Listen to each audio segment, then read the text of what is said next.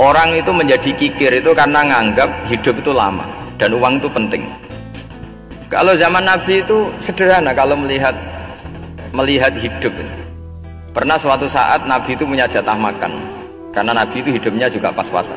Jadi Nabi itu unik. Beliau di satu sisi kaya raya, bisa ngurmat Abu Hurairah, Ammar, Suhaib, Ashabu Sufah itu dirawat Nabi semua. Itu kan kaya, bisa ngerawat sekian orang.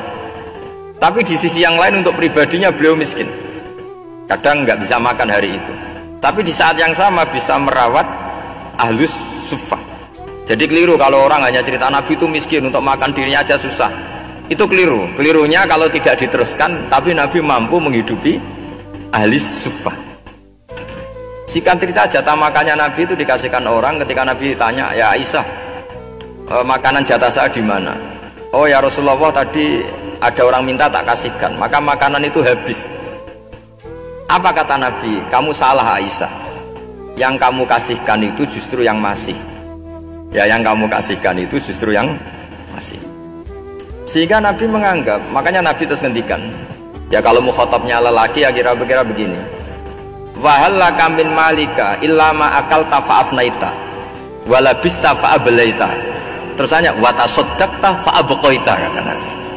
Harta kamu ya kamu makan kemudian ke WC jadi kotoran, atau punya pakaian mewah nanti rusak. Watasaddaqta fa'abqaita. Ada yang kamu sedekahkan, yaitu yang abadi sampai akhir. Sehingga banyak pengusaha yang mencintai saya setelah tak ajari hadis itu.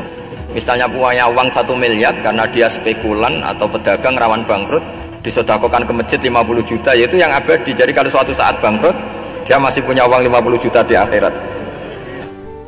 Jadi Nabi itu mengajari sedekah itu apa? Ya sedekah itu pengabadian uang. Kalau kita kan enggak, bilang sedekah itu nguras uang. Itu pikirannya setan dan pikirannya orang Islam. Itu cara berpikir setan, bukan cara berpikir umat apa?